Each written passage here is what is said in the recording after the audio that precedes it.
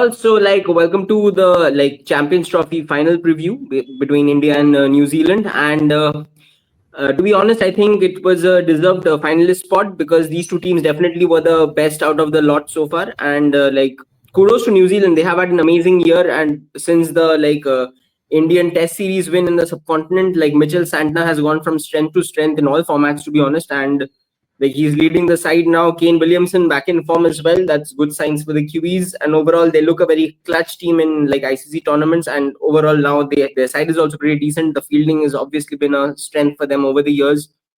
And with the Glenn Phillips doing magical things, it's set up for an exciting final. So Pranav, here joins me. So first thoughts on the final. What's your take on overall?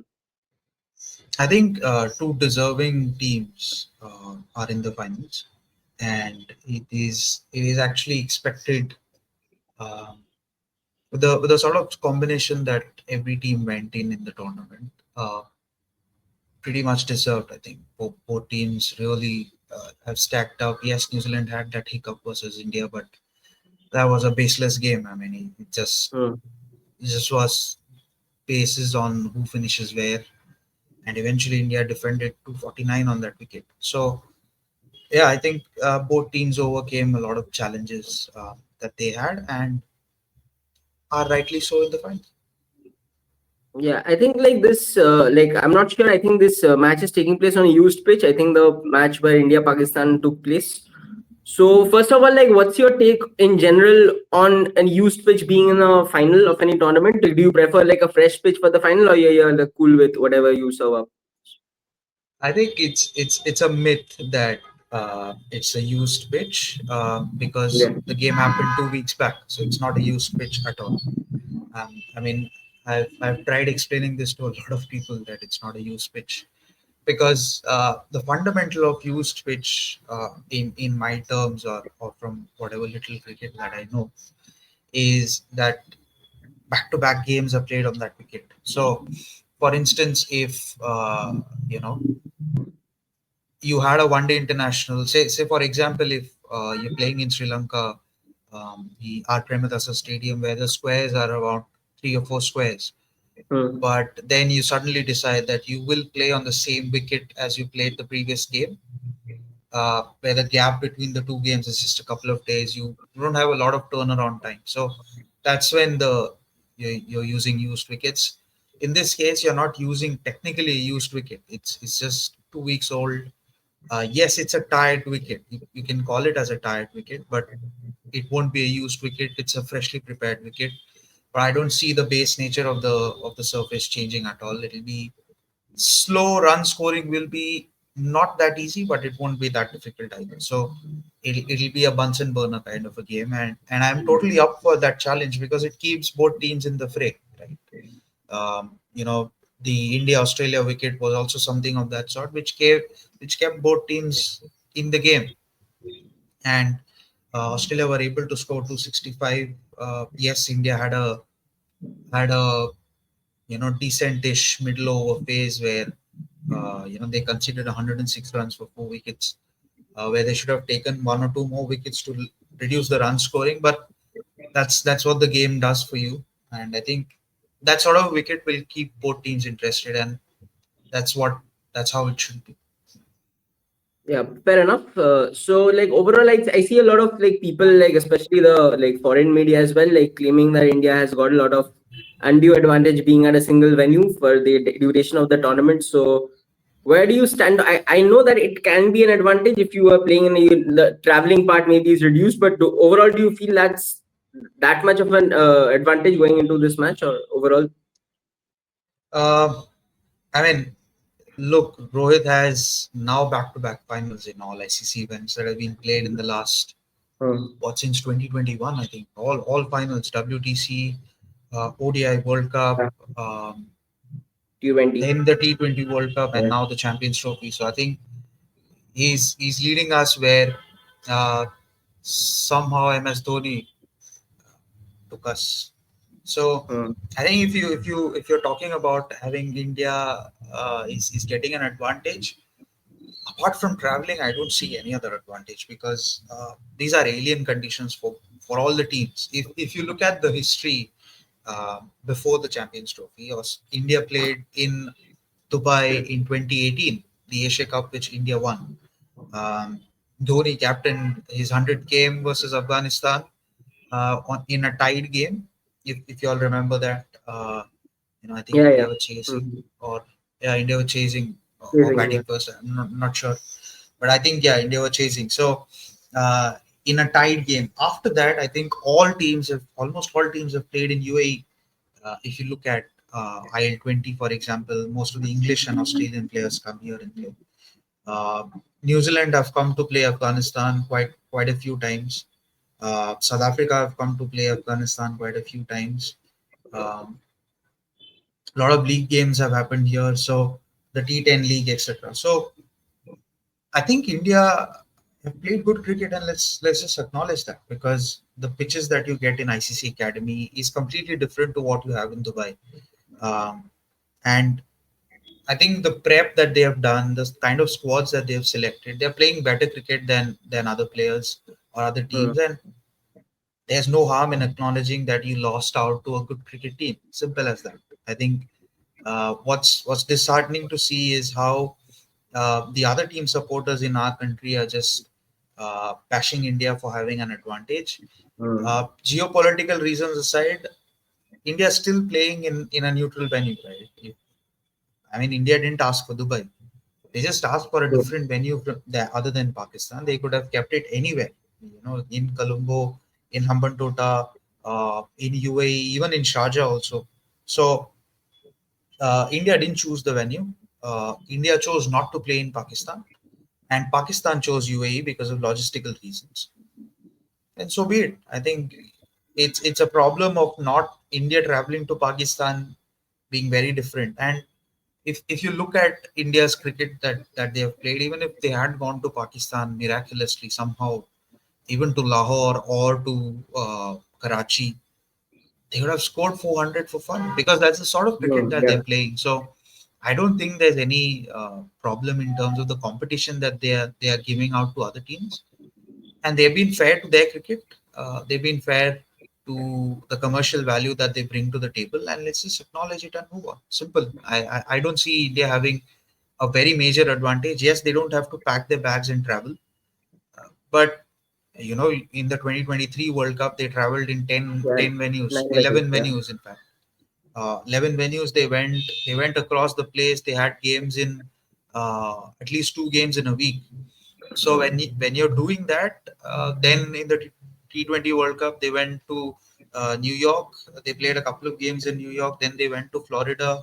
Uh, then they came to West Indies, where they played in Antigua, Barbados, and then again in Barbados, the final they won. So I mean, traveling in West Indies is not very easy either. You have to cross each island. It takes at least 2 hours of flights to reach from Mm. one island to other island. So they have done their bit, and if they're playing good cricket, just acknowledge it. Mm, yeah. So now let's come to the game at hand. So I think there has been no dew so far in Dubai, so that's a good thing for the tournament overall. But so if you are say Rohit Sharma, you win the toss. Given how we are not hoping for completely different conditions, look, going by Dubai, it will be similar conditions only. A little bit here and there difference might be there. But so do you look forward to in a final? Do you follow the template of chasing, or do you go and bat first and put up some decent runs?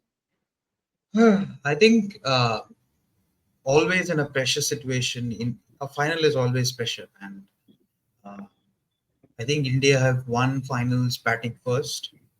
Hmm. If except 2011, they chased down the target in Mumbai, but in 2013 they batted first. Um, they won the final. In Hmm. 2024, they batted first. They won the final. And if you look at the trends that you have in Dubai, Yeah. um, the average first inning scores since 2019, the graph that you see on your screens right now. Um, in 2019, it was somewhere around 300. In 2022, it dipped down to 240. Yeah. Interesting. 2023, it came down again to 193. And in the Champions Trophy, the average score has been 246. Hmm. Um, So what I would imagine is if you're scoring at least 20 to 30 runs more than the average score, you are still in the game, even batting first. So I think the teams batting first will want to, and under lights gets slightly better to bat on, but again India proved us wrong by defending a total against the same New Zealand side that played. So um, it'll be even Stevens. I don't think toss will be a big factor, because if you get to around 275, 280, you will be in the game, and it won't be an easy target to chase on. But I think if India wins the toss, they might want to. I don't know if Rohit has that luck to win the toss, because 14 tosses on the Yeah. row is is some incredible record. I think since the ODI World Cup, they have lost 14 tosses in a row. But eventually, they are winning games, so it doesn't matter. But um, 246, the average score, plus 30. So it should take you to somewhere around 275, 280. So the template will be very simple. You play the power play at around 55 for one, then the 20 overs, you're around 110 for two. Then you start slowly accelerating in that phase around the 40 over mark. You're around 205 for three or four with one settled batter, and then the hitters to come, and both teams bat till Mhm. number 8, number 9. Yeah. So you are bound to get to 280 if you have wickets in hand, because if you look at the last game where India chased down the total, India were 204 at 40 over mark, and they chased down the target 65 runs with 11 balls to spare. Mm. So that's how the trend has been in Dubai. And I think teams batting first will have that psychological advantage of no scoreboard pressure. But I think it'll be an even game. I don't mind if India bowl first, and they look out to chase a target, knowing that what you want to do in a final. Um, that could be something fitting for probably the chase master. I mean, it's best put that way, that the chase master just does his job the best. Fair enough. I mean, like definitely, Shreyas Iyer has also been contributing a lot in the middle order. I think that's like I think he originally in the England ODI series he was not supposed to be playing the playing 11. Like, but then that injury to Kohli actually helped him consolidate his place, and he has not looked back since. So like kudos to him. And overall, like Kohli obviously doing his thing in the middle overs, like that's great to see in ODIs. Like he's definitely the number one, no doubts about that. And overall, like, how do you see this match kind of panning out? Like, let's go in New Zealand shoes for a bit. So you see this Indian batting lineup, you have your resources. So how do you like plan against India? Like, what your template will be if you're New Zealand? I think if I'm sitting in the New Zealand camp, I'll tell them, try and enforce India to do something different. Um, and how do you try and do that is the way how New Zealand played versus India in the league game, that they got the first three wickets early. Um, but where they lost control was through the spinners. And if you look at the graphic that you have Hmm. currently in the screens, these are the average speeds of Indian spinners in the Champions Trophy. If you look at Varun, he's bowling around 95 k's an hour.